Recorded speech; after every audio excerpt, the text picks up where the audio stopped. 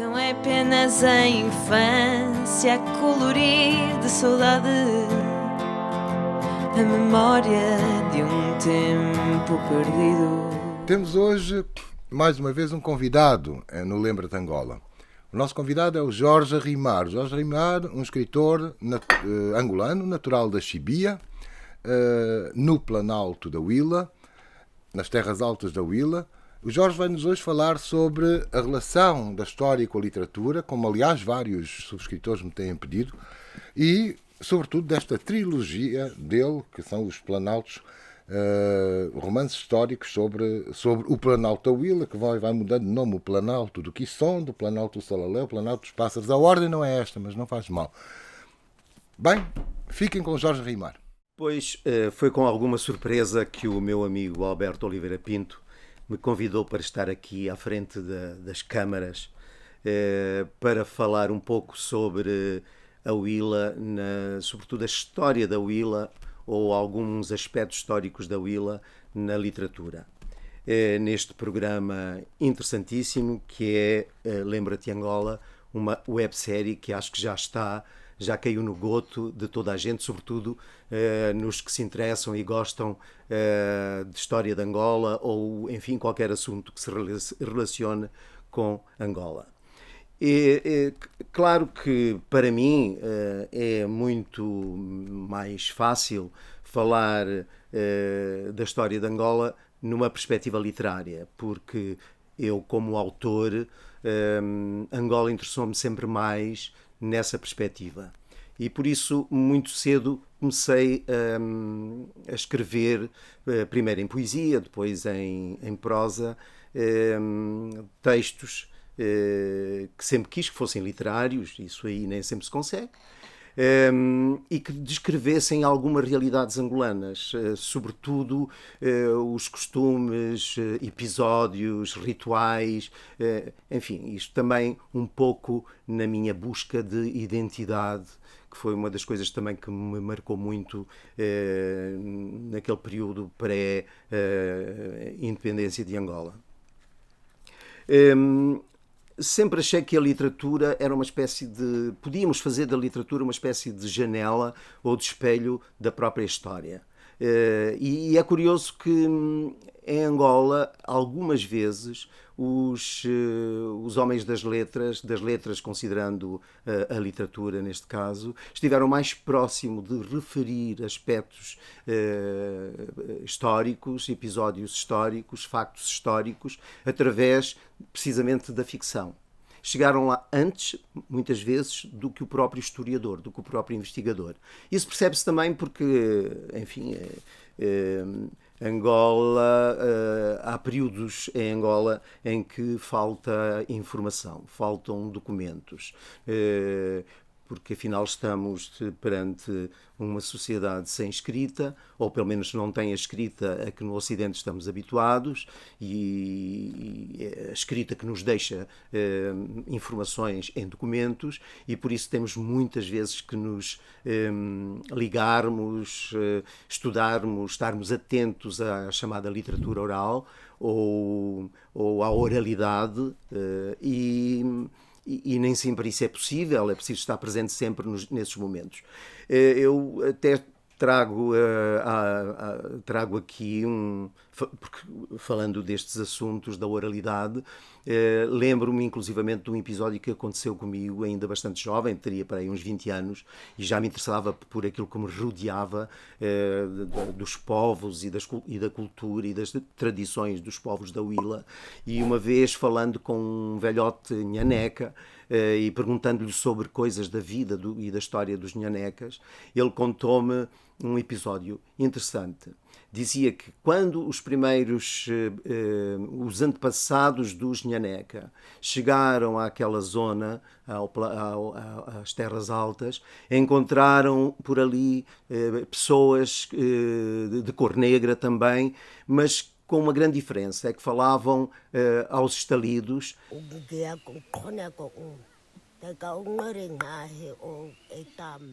Viviam em ongandas, portanto, em em casas ainda menos evoluídas que as casas, que as habitações construídas por estes povos, que eram bantus, e que simpaticamente ofereceram as suas ongandas para que os chefes daqueles povos pudessem descansar. Eles foram descansar para essas ongandas e no outro dia, quando acordaram, tinham a pele caída, a sua bela pele negra, dizia-me ele, caída no chão às tiras. E como se fossem zebras, ficaram como zebras. E isso indispô-los em relação a estes povos que depois, mais tarde, se designaram por pré-bantus. E precisamente porque aconteceu esta situação e eles se aborreceram com o facto de terem ficado com a sua pele caída no chão, chamaram a esses povos Vatua, quer dizer rechaçados. E é curioso que depois vamos encontrar este termo, esta qualidade de pré-banto, de Vatua, inclusivamente assumido na própria linhagem de algumas chefias de povos claramente bantos, por exemplo, como o Quanhama. O Quanhama não tinham qualquer prurido em dizer que tinham tido antepassados pré-bantos, antepassados Vatua. É curioso. E chamavam aos pré-bantos, sobretudo aos Bushimanes, Ová Ngongolo, que quer dizer, aliás, Ová é o prefixo classificador que põe o radical como identificativo de pessoas, não é? Ová Ngongolo quer dizer aqueles que se parecem com ngolos, portanto, com zebras. Isto, reparem, já no nosso tempo. Isto, portanto, é interessante perceber que esta tradição trouxe até nós, e os próprios historiadores e etnólogos, depois, já no século XX, identificam estas situações claramente nos seus livros. Isto eu ouço da parte de um velhote nhaneca já há tantos anos. Portanto, claramente aqui a tradição oral se cruza e se toca com os estudos dos etnólogos e dos historiadores. Isto só para vermos a importância da oralidade em termos históricos e também em termos literários. Eu depois... mais tarde vou usar estes episódios de cariz também social, porque depois marcam os encontros e os desencontros das populações. Vou usar até em poesia, por exemplo, no meu primeiro livro, o primeiro livro que eu publiquei, que se chama O Vachilongo, quer dizer Gente da Terra, ainda publicado no Lubango em 1975, faz referências de uma forma poética, claro, a este episódio deste primeiro encontro tão antigo entre bantus e pré-bantus e depois os problemas sociais que, entretanto, se vão criando nos povos e assumidos com naturalidade noutros, como eu disse há pouco.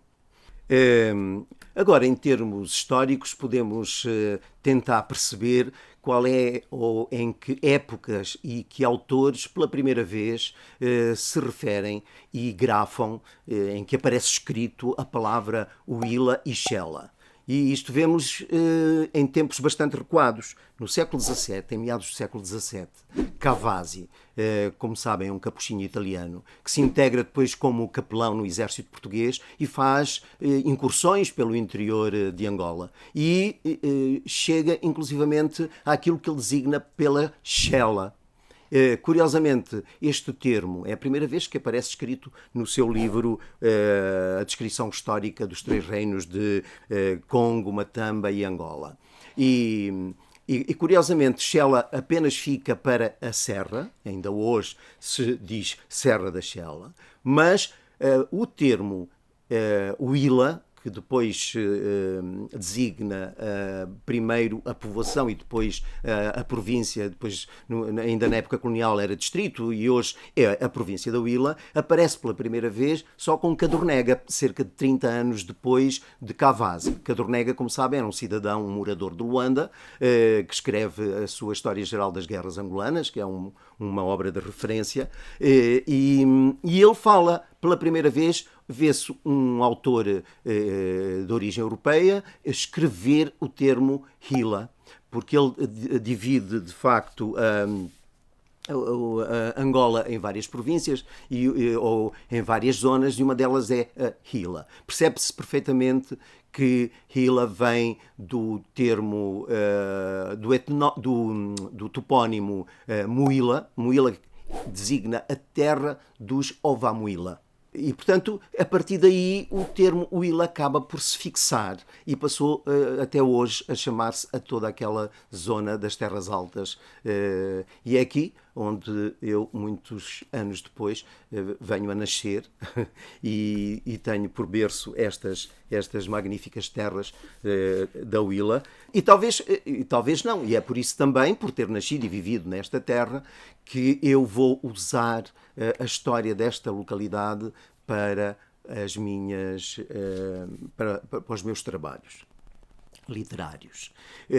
No Planalto dos Pássaros, eu já faço referência à Huila numa perspectiva quase histórica, digamos assim.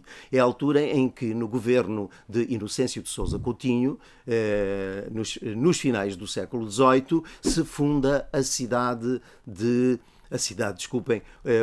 a povoação de Albanova, junto ao rio Lupolo, já nas Terras Altas. E, inclusivamente, se cria ali uma ligação, de certo modo, harmoniosa entre os interesses dos portugueses a partir do Cabo Negro, da região do litoral de Moçambique, e o interior.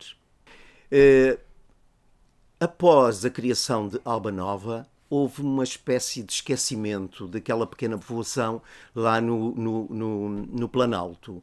E cerca de 2 décadas depois, quando um parente ainda de Sousa Coutinho, José de Vasconcelos, barão de Moçambique, vai para governador-geral de Angola, há um renovado interesse pelo interior. Até porque havia já um interesse muito antigo que volta a ser muito perspectivado, que é da ligação das terras de Sena na outra costa à costa angolana. Porque se achava que as terras de Sena em Moçambique eram ricas em ouro e que eventualmente por aquela zona, isto é, da zona do Cabo Negro, onde mais tarde veio a aparecer a povoação de Moçambique, o estabelecimento de Moçambique, como se dizia na época, e os rios de Sena, seria mais fácil porque são zonas mais a sul. Então, o barão de Moçambique cria uma junta orientada pelo coronel Pinheiro Furtado, que já antes tinha mostrado interesse na resolução de alguns problemas que se tinham criado em Cabinda e do qual nós ouvimos aqui falar pelo professor Alberto Oliveira Pinto, e prepara-se uma viagem até ao Cabo Negro, ao sul, por via terrestre e por via marítima. E num navio, por via marítima, num navio que curiosamente se chamava Luanda. Esse navio chamava-se Luanda. E no navio Luanda saíram todos para Benguela. Em Benguela havia um morador conhecido por ser um corajoso sertanejo, e era também um oficial de ordenanças, que se chamava Gregório Mendes.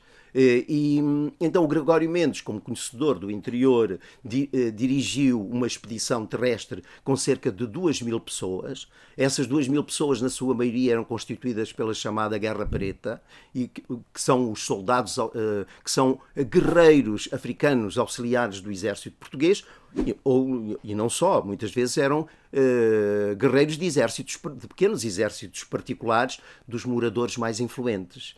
Então faz-se uma digressão ao longo de 3 meses, que vai até ao Cabo Negro e até, inclusivamente, às faldas da Serra da Chela. Voltamos à Serra da Chela que falamos há pouco, ao Bumbo. E Aqui entra a literatura, porque não há informação nenhuma de como é que o último capitão-mor da Huila, da célebre povoação de Alba Nova, que tinha sido criado algum tempo antes, no tempo do Sousa Coutinho, como é que chegou lá o António Rodrigues Jardim, que se diz que é o último capitão-mor da Huila.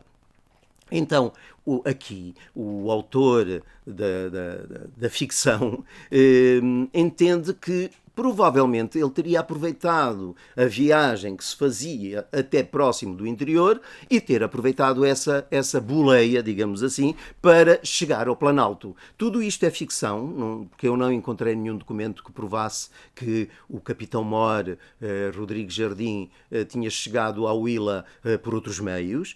É um Pilarte, João Pilarte da Silva, que é o autor do primeiro documento de que há memória escrito na Huila, nos finais do século XVIII, que é uma relação de viagem à praia dos Macorocas, portanto, que é precisamente ao litoral.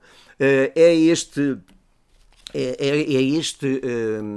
também sertanejo e morador da Huila, Pilarte da Silva, que se encontra com este Jardim, o último capitão-mor da Huila, e o leva para a Huila e o apresenta ao grande senhor da Huila ao tempo, um dos maiores hambas, como se diz no sudoeste Soba, não é? O grande hamba da Huila, ainda de uma velha linhagem jaga, que se chamava Canina Ngonga, não é? Foi o último grande soberano nhaneca, cuja importância, cujo poder ia desde o Umbe, no interior, até às terras Covale, em Serra Abaixo e no litoral. Todo este encontro, a história não deixa nada. E, portanto, coube ao autor da ficção tentar mostrar ao leitor como é que houve estes encontros, qual foi o cotidiano desta gente, que reações teria tido o grande hamba Canina Ngonga e o próprio Jardim e o próprio Pilarte. Ora, isto são coisas que só o escritor consegue, porque a documentação é muito pouca e as informações são extremamente reduzidas. Minha casa de dor.